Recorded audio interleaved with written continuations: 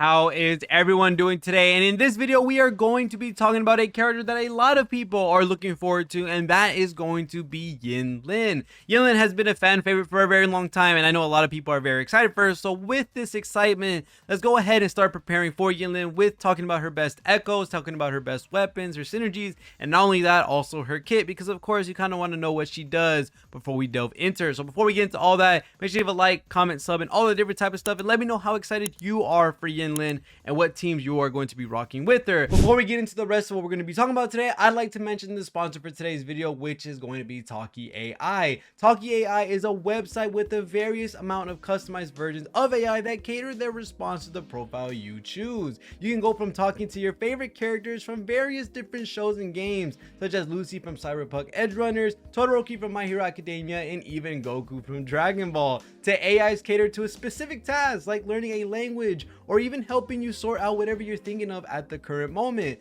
Some of the features that I enjoy personally from Talkie AI are the various AI tools that are catered to a specific topic that help you brainstorm and get what you're thinking of as a concrete idea, rather than you being stuck trying to figure out what you're trying to say. Things like a creative writing helper, a project manager, a summary tool, or even a presentation master are all in Talkie AI for you to use. Look at how I give this presentation AI a single topic of why Wuthering Waves will be successful. Not only did it give me the slides it'll take to completely convey my topic, but also give me the title for the slide and also what I should include inside each of these slides, making it easy for me to insert my own input and also get the exact information and research I must do in order to finish up my presentation. I love these types of tools because, like many of you, sometimes we get stuck on an idea and sometimes we need a little bit of guidance to finish off the task we currently have at hand. But not only does Talkie AI have a preset library of an enormous amounts of AI profiles, but you'll also are able to make your own AI on your own as well. So whether you're looking to create one of your favorite characters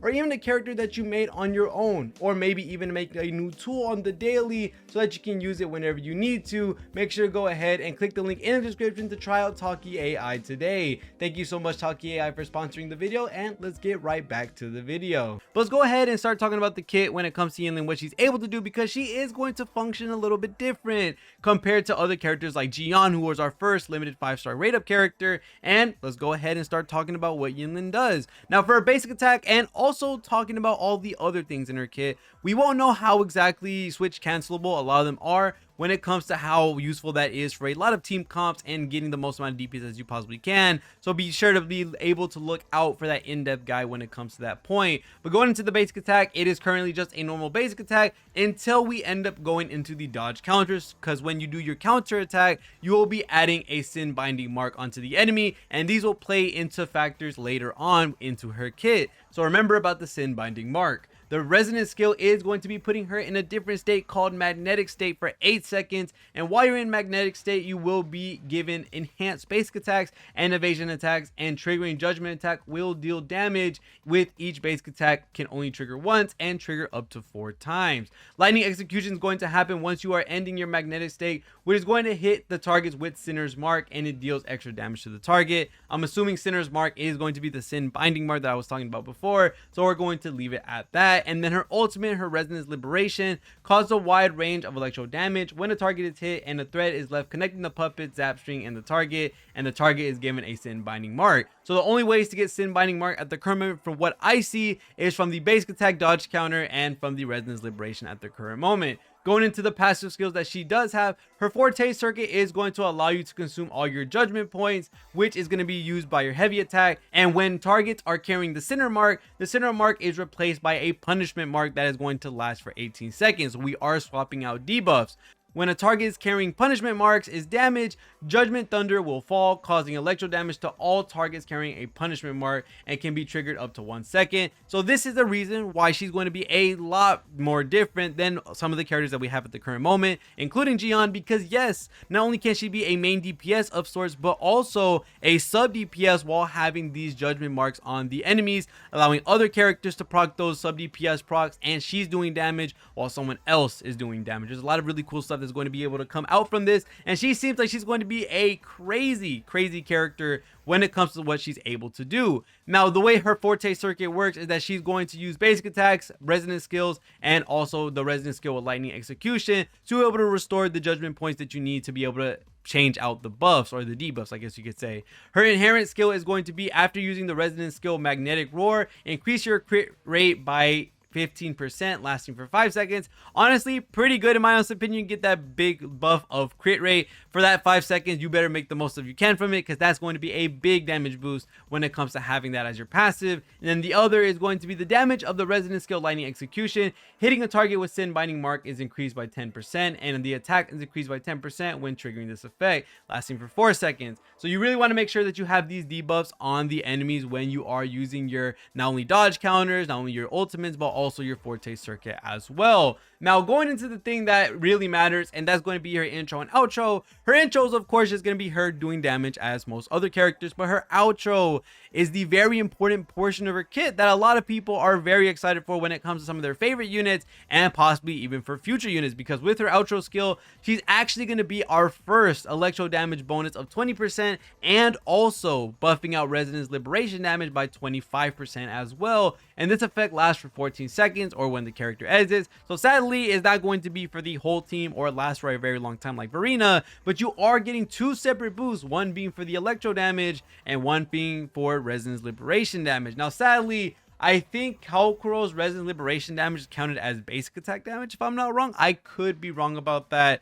So we have to see when it comes to her being out and I get to test her. But I do know that he will be able to benefit for sure with that electro damage bonus by 20%. So not only can Yinlin be a sub DPS with her punishment mark, but also since she has amazing outro skill with her electro damage increase and resonance liberation damage increase, she seems like she's going to be an overall very great investment, of course, for now, and also for the time being, because she's able to buff out two different things, which whenever a character comes out that can benefit from both of this, they're going to get a massive boost from Yinlin being on the team. So Yinlin looks to be a little bit more future proof than Jian at the current moment, and this looks like a really good character in the long run. The one good thing that we know at the current moment so far from CBT2 is that she also has crit rate in her traces as well, making it a little bit easier to build out your characters. And of course, talking about the characters or echoes that we want to put on Yinlin, we are going to be looking at the Thundering set or the Lightning set, which we're going to be looking at for the echoes. At the current moment, I am going to be running, of course, the normal loadout of 4-3-3-1-1. Lightning echoes have been absolutely beating me down with the bad luck of trying to get the same stat damage bonus, but you do definitely want to go ahead and get the electro damage bonus on both of those 3 costs, have the attack bonus on both of those 1 costs, and then for the final, or the, I guess you say, primary echo, I am going to be using Thundering Mephis, because when you do have him out and you use his echo skill, he's actually going to be increasing the electro damage for that ally and also the resonance liberation damage. So not only are you buffing your electro damage, you're also buffing out your ultimate, which Yinlin has a really nice damaging ult, so they'll be able to work around this. I know some people are also looking at the Flautist because him being more switch cancelable and also giving energy as well. This could be something that we could test out in the future when she comes out, but at the current moment, the safe bet to be able to grind out is definitely going to be crit rate with having the Thundering Mephis, giving you the electro damage bonus and the resonance liberation bonus. So this is overall going to be a really nice setup to be able to give her the most amount of crit rate, so she's always proccing those crits, and also to buff out her damage whenever you're using the Thundering Mephis. Now, the next thing to talk about is going to be the synergies that you're probably going to want to run with Yinlin. And some of these, I think some of us already know what we're going to be rocking, and some of us have other opinions, I guess you could say. With her being able to boost out electro and resonance liberation damage, one character for sure that is going to be able to benefit from this at least is going to be Kaokoro, because Kaokoro will definitely be able to get a benefit from that outro skill. And with having that sub DPS from Yinlin and Kaokoro doing as much damage as he's doing, and he's getting boosted by his electro bonus as well, yeah, you're going to be doing a lot to that enemy. And I mean a lot, having both Yinlin and Kaokoro both doing damage at the exact same time. So that's something really good. Of course, if you want to rock Yinlin as a more main DPS, there's a possibility to run Verena, of course, and Jianshin, because Jianshin gives the resonance liberation bonus for her ultimate, and Verena is just Verena. She buffs almost everything and keeps the healing going. So these two characters could work as well. I wonder, for the people that are Yanwu mains, you probably could benefit from this as well, because it's not tied to the lightning or resonance liberation damage on his defense, because he is defense scaling for the most part, if you didn't know. he is still going to be able to benefit from the outro skill that Yinlin is going to give. And overall, I just think a lot more characters as time goes by. Either you're going to be using them for the electro bonus, or you're going to be using them for the resonance liberation bonus. Yinlin has a potential to be on many different teams, not only to boost one of those things with the outro skill, but has a potential to, when a character comes out that has lightning and resonance liberation damage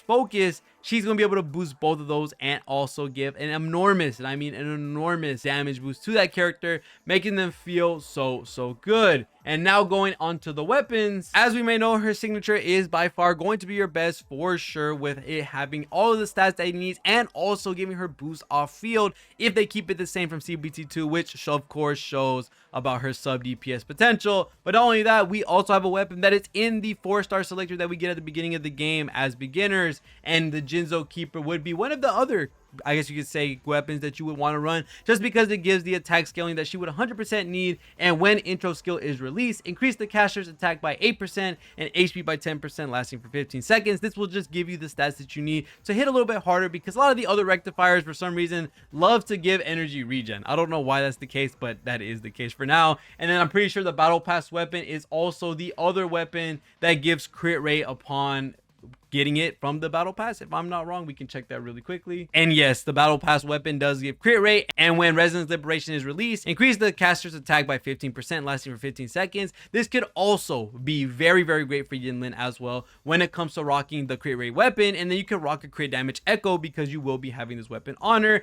and when she's casting this resonance liberation, well, she's getting more attack. She's going to be able to switch out, be able to do her off field damage. I wonder if it stays, otherwise it would have said so, right? But this seems to be a very good option. Jinzo Keeper as well, and then also her signature. So there's a bunch of different things to look at, but for the most part, look at the echo loadout, look at the weapon loadout, see what's available to you and what you're able to pick out. If you still have that 4-star selector, you might be able to pick that up. If you have the battle pass and you really want Yinlin but don't want the weapon, then maybe you could pick that up. If you're looking for the weapon, well, it's guaranteed anyway, so that is a lot of really cool stuff to look out for. But other than that, that's going to be it for this video, and let me know what you think about Yinlin and how excited are you for her. But other than that, thank you guys so much for watching. I'll wait to the end of the video. See y'all guys in the next one, and peace.